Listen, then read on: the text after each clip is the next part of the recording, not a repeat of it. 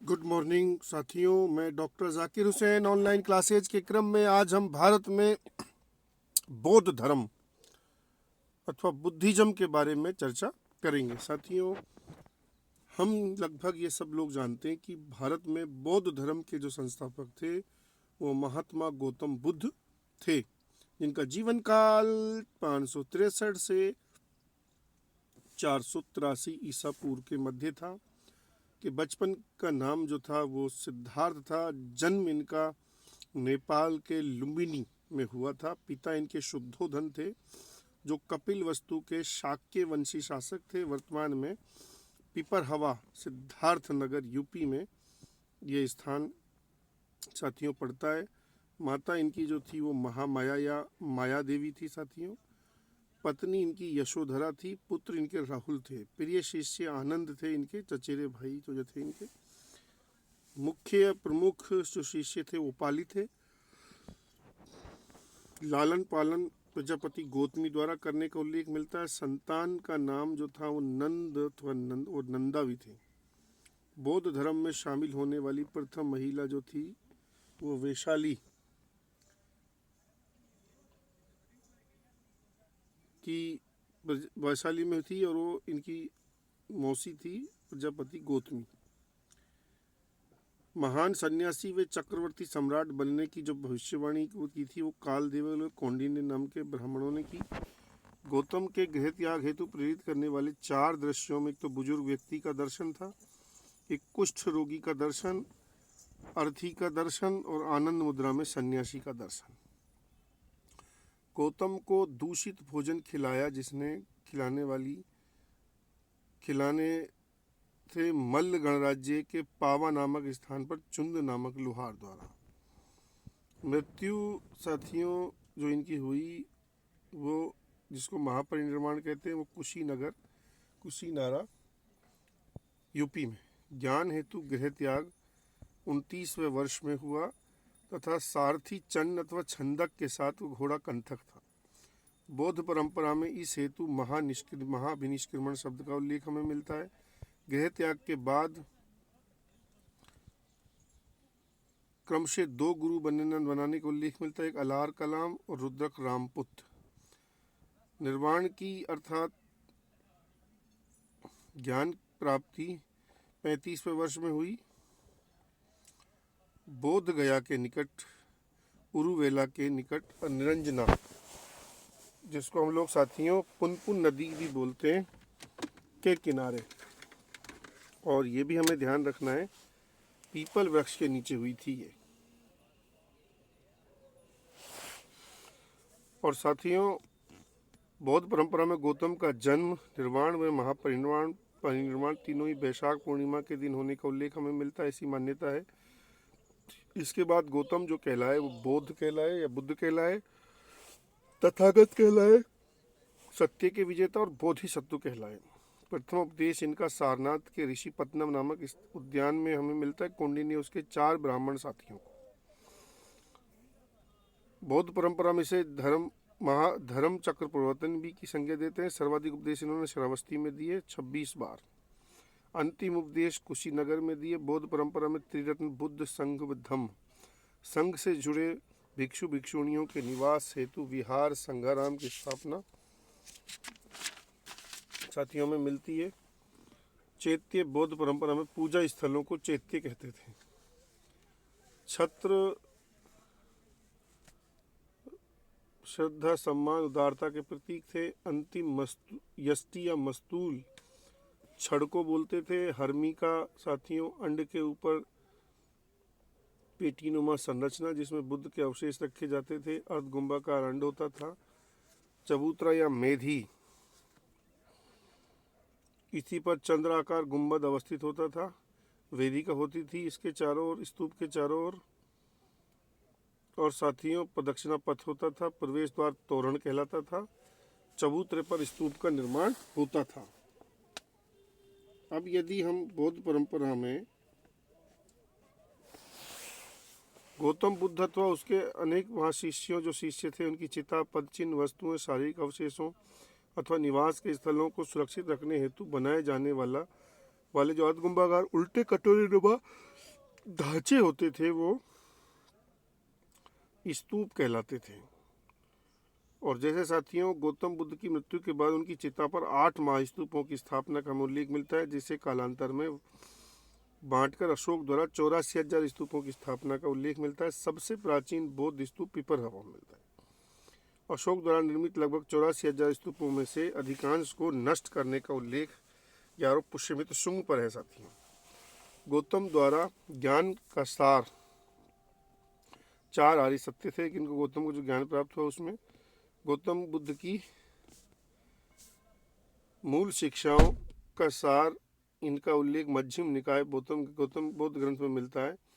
दुख, जिसे भोगने की इच्छा बोलते हैं, दुख समुदाय तृष्णा इसका मूल कारण है। जरा मरण 12 कड़ियों प्रतीत समुत्पाद, भवचक्र का सिद्धांत, दुख से मुक्ति संभव, दुख से मुक्ति का मार्ग अष्टांगिक मार्ग सम्यक दृष्टि, सम्यक संकल्प, सम्यक वाक, सम्यक कर्म, सम्यक आजीविका, सम्यक व्यायाम, सम्यक स्मृति, सम्यक समाधि, राइट मेडिटेशन। बौद्ध में यही मोक्ष की अवस्था है। बौद्ध संगीतियाँ की अगर बात करें तो समय 483 ईसा पूर्व, स्थान राजगृह, शासक अजातशत्रु, अध्यक्ष महाकश्यप, विशेष सुक्त पितक शिष्य आनंद थे, विनय पिटक उपाली द्वारा। साथियों द्वितीय बौद्ध संगीति का समय 383 ईसा पूर्व वैशाली में हुई। शासक कालाशोक थे, शिशुनाग वंश के थे। अध्यक्ष साबक मीर या सर्वकामिनी थे। विशेष बौद्ध परंपरा में प्रथम बार सैद्धांतिक विभाजन इसी में हुआ। स्थविर या थेरवादी परंपरावादी ये हीनयान और महासांगिक यानी परिवर्तनवादी ये महायान बनेंगे बाद में। अब साथियों तृतीय बौद्ध संगीति की यदि बात करें तो 251 ईसा पूर्व, स्थान पाटलिपुत्र, शासक अशोक, अध्यक्ष मोगलीपुत्र तीस। विशेष था अभिधम्म पिटक की रचना। अंतिम भाग कथावथु। बौद्ध धर्म में भविष्य में और अधिक विभाजन नहीं करने का संकल्प न थी इसमें। तृतीय जो बौद्ध संगीति थी उसका समय 98 ईसा पूर्व, स्थान कुंडलवन जेंडके में। साथियों ये शासक जो था इनका वो कनिष्का है। चतुर्थ बौद्ध संगीति थी। अध्यक्ष वसुमित्र थे, उपाध्यक्ष अशुघोष थे। कनिष्क के गुरु वे राजकवि थे। ये बुद्ध चरित्र, बौद्ध रामायण, सौंदरानंद, सारिपुत्र प्रकरण या सुघोष की रचनाएं थी। विशेष बौद्ध धर्म का स्पष्ट 2 भागों में विभाजन हो गया था। हीनयान और महायान पे थोड़ी चर्चा कर लेते हैं साथियों। हीनयान ये छोटा यान, महायान ये बड़ा यान। अरहत का विश्वासी अर्थात मात्र स्वयं के मोक्ष के विश्वासी व्यक्तिवादी। बोधिसत्व अर्थात करुणा, दया तथा कल्याण के भाव से स्वयं के साथ दूसरों के भी मोक्ष के विश्वासी। मानवतावादी दृष्टिकोण से अपेक्षाकृत रूढ़िवादी व परिवर्तनवादी। बुद्ध की मात्र महापुरुष के रूप में मान्यता और महायान में बुद्ध की ईश्वर के रूप में मान्यता।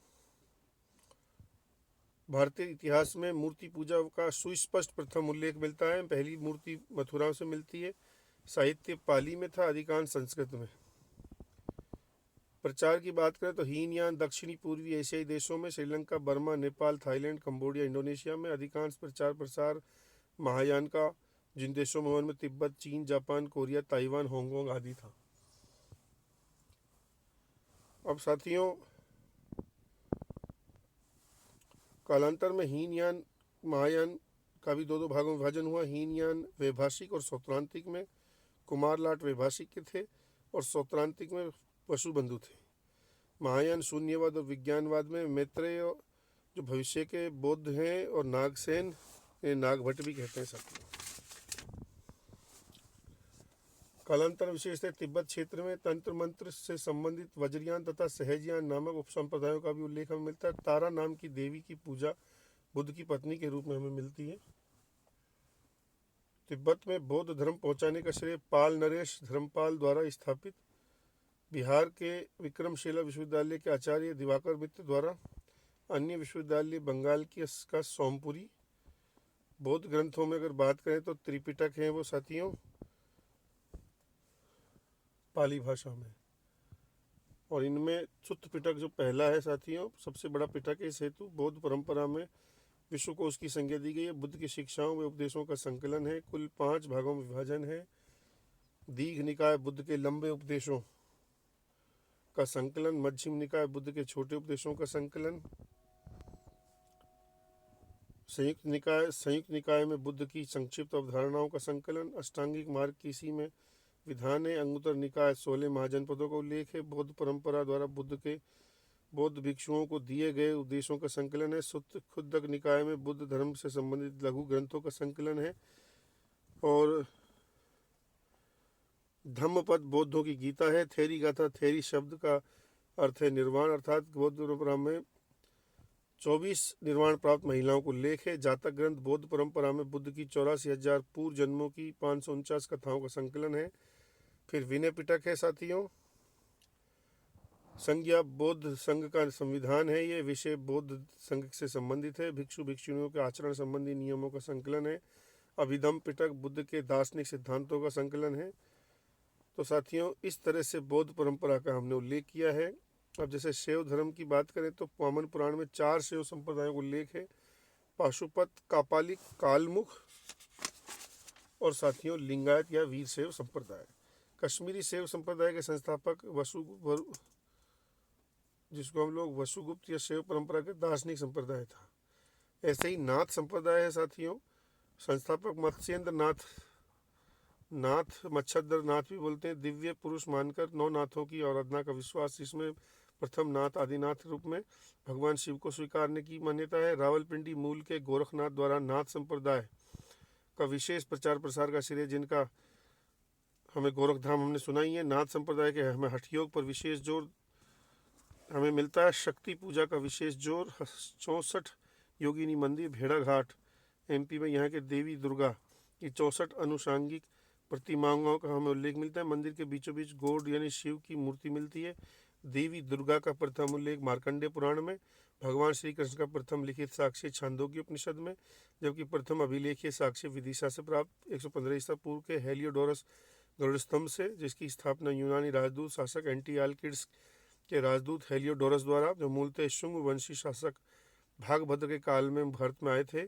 और इसी क्रम में राजस्थान में चित्तौड़ के निकट नगरी से प्राप्त घोसुंडी अभिलेख से वासुदेव कृष्ण बनी भागवत पूजा का प्रथम अभिलेखीय साक्ष्य मिलता है। मथुरा के निकट मोराकूप अभिलेख से तोषा नामक एक महिला द्वारा 5 वृष्णि वीरों की पूजा का उल्लेख साक्ष्य मिलता है हमें। वासुदेव कृष्ण, संकर्षण, बलराम, प्रत्युम्न, कृष्ण का अनिरुद्ध, साम। तो साथियों, इस तरह से हमने नाथ संप्रदाय का भी उल्लेख किया। तो कुल मिलाकर साथियों, आज हमने बौद्ध परंपरा और उसके साथ हमने शैव और नाथ संप्रदायों के बारे में भी चर्चा की। साथियों, अगली क्लास में हम फिर एक नए टॉपिक के साथ मिलेंगे। तब तक के लिए जय हिंद साथियों।